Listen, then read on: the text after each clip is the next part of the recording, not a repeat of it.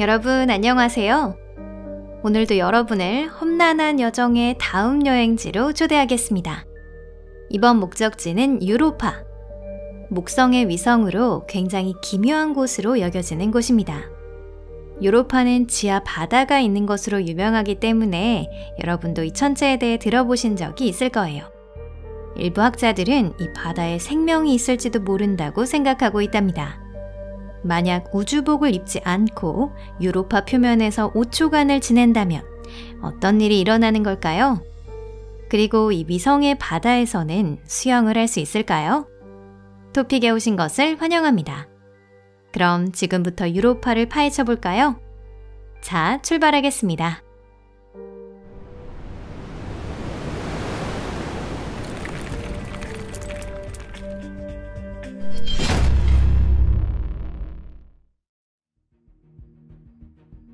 얼음 바다의 세계. 우주에서 본다면 유로파는 아주 보잘것없는 천체로 보일지도 모르겠습니다. 유로파는 목성의 갈릴레이 위성 중에서 가장 작으며 목성에서부터 두 번째 가까운 거리에 있습니다.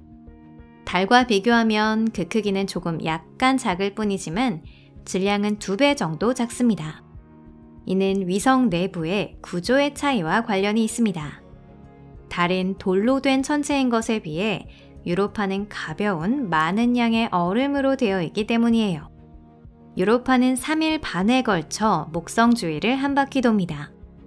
태양계의 많은 위성과 마찬가지로 유로파도 한쪽 면만이 목성을 향하고 있어요. 그래서 한쪽 방구에서만 주황색 줄무늬를 가진 상공에 떠있는 거대한 목성이 그 눈, 즉 대적반에서 우리를 지켜보고 있는 모습을 볼 수 있는 겁니다. 유로파는 목성 주위를 거의 이상적인 원형을 그리며 돌고 있으며 적도면과도 거의 완전히 일치합니다. 하지만 천문학에서는 흔히 있는 일인 것처럼 이 거의라는 말은 아주 중요한 의미를 가지게 되는데요. 유로파의 궤도와 이상적인 원형과의 오차나 목성의 적도로부터의 오차는 극히 미미해서 고정밀 기기로만 겨우 관측할 수 있을 정도인데요. 그럼에도 존재한다는 것에는 변함이 없겠습니다. 그리고 이러한 오차는 조석 변형을 일으키게 됩니다. 즉, 에르오파가 목성에 조금 더 가까워진다면 약간 늘어나게 됩니다. 유로파의 궤도가 이상적인 것에서 살짝 벗어난 것은 이 위성이 수십억 년에 걸쳐 현상 유지를 하고 있는 첫 번째 요인이 된다는 것이에요. 두 번째 요인은 다른 갈릴레이 위성과의 상호작용입니다.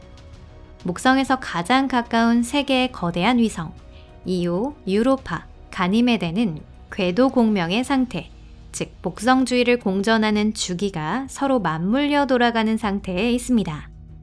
가니메데가 한 바퀴 도는 동안 이오는 4바퀴, 유로파가 한 바퀴 도는 동안 이오는 2바퀴를 돕니다.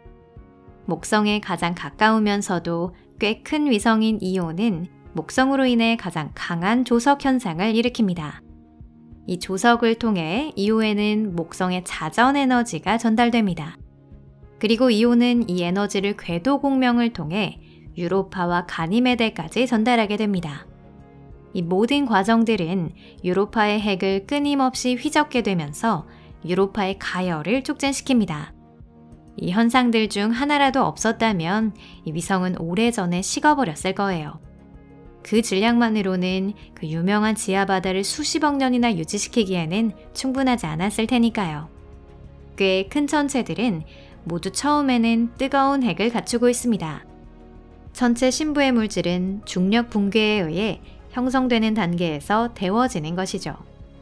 그러나 시간이 지남에 따라 천체의 질량이 작을수록 빠르게 냉각되어 버린답니다. 이것으로 유로파에 대해 알아둘 필요가 있는 것은 모두 간략하게 전해드렸어요. 대충 알게 된 이 시점에서 이 영상에서 가장 중요한 실험 파트로 넘어가겠습니다. 목성계로의 출발입니다. 방사능의 황야. 그렇다면 만약 아무런 방어구도 착용하지 않고 유로파의 표면을 걸으려 한다면 무슨 일이 일어날까요? 우선 이 얼음 위성에는 실질적인 대기가 없습니다. 태양 복사의 영향으로 지각의 주 구성 요소인 물의 얼음은 약간의 수소와 산소를 내기는 하지만 뚜렷한 대기층을 형성하기에는 턱없이 부족합니다. 유로파 표면의 기압은 지구의 수조 배나 작은, 즉 거의 제로에 가까운 우주의 진공 상태라고 할 수 있어요. 때문에 먼저 우리 몸에 찾아오는 것은 놀랄만한 저기압의 영향도 아니고 말 그대로 우주 공간에 내던져진 것 같은 상태일 겁니다. 신체가 현저하게 부풀어 올라 평소보다 훨씬 뚱뚱해 보이게 될 거예요. 폐에 공기가 남아있으면 팽창해서 섬세한 폐 조직을 손상시킬 수 있기 때문에 숨을 내쉬는 것이 좋습니다.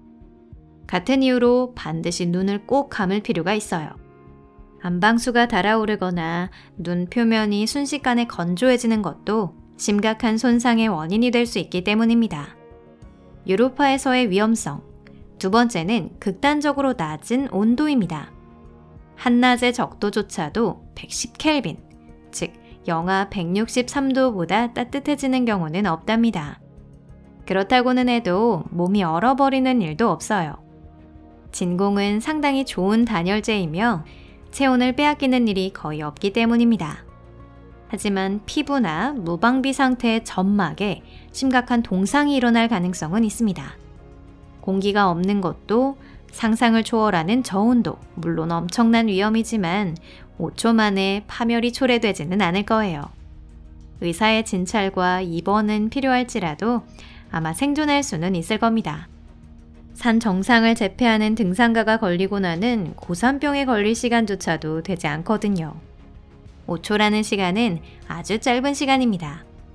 그런데 기온도 진공도 유로파 최대의 위험인 방사선 앞에서는 그 존재가 희미할 뿐이랍니다. 유로파에도 자기장이 있지만 그 힘은 아주 약해서 하전 입자를 편향시키는 것도 매우 어려울 정도입니다. 하지만 목성은 아주 강력한 자기장을 자랑합니다. 그 자기장이 편향시킨 태양풍의 입자는 방사선대에 모입니다. 지구에도 비슷한 방사선대가 있지만 목성의 것은 훨씬 크고 광범위하며 강한 방사선량을 방출합니다. 그리고 방사선대 중 하나가 정확히 유로파의 궤도 부분에 있습니다. 그 결과로 유로파에는 지구의 약 100만 배나 강한 환경 방사선이 있습니다. 이 위성의 하루 방사선량은 5.40W인데요. 이는 심한 방사선병에 걸리기에는 충분한 양이라고 할 수 있습니다. 5초라면 병에 걸리지는 않겠지만 유로파의 먼지가 소지품이나 신체의 일부에 쌓일 수는 있겠습니다.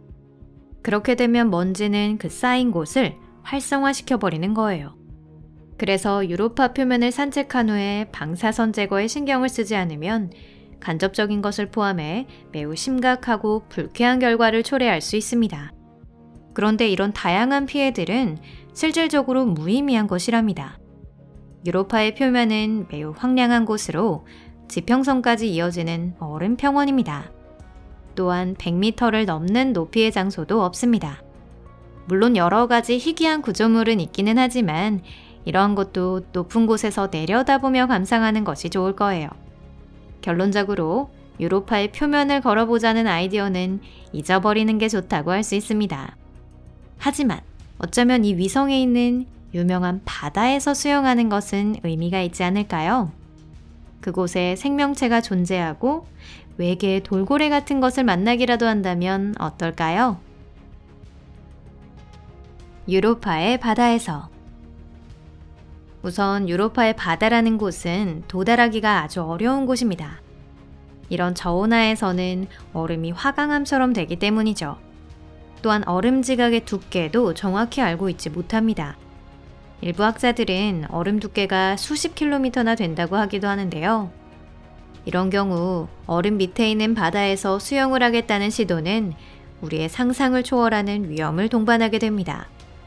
우선 믿을 수 없을 정도의 압력에 의해 완전히 짓눌러져 버릴 거예요. 또한 바닷물은 아주 뜨거울 가능성이 있기에 적어도 심각한 화상은 입게 될 것입니다. 지각의 두께는 수킬로미터 혹은 수백 미터 정도로 보다 얇을 것이라고 예상하는 유로파 구조 모델도 있습니다. 이런 경우라면 수영은 충분히 가능할지도 모르겠네요. 하지만 어두운 데다가 춥고 또 숨을 쉴 수도 없답니다. 결국 우리들은 물고기가 아니니까요. 그렇지만 완벽한 어둠 속에서 5초간 지내는 것은 물론 싫기는 하겠지만 치명적이지는 않습니다. 그런데 유로파의 바다 입장에서 본다면 여러분과 접촉하는 것은 매우 위험한 행동이 될 수 있어요. 인간은 세균이나 곰팡이 등을 포함한 균류, 원충이라고 하는 엄청난 수의 미생물을 체내에 갖고 있습니다. 이런 것들 중 상당수는 우리 인간에게는 어떤 위협적인 것도 아니에요.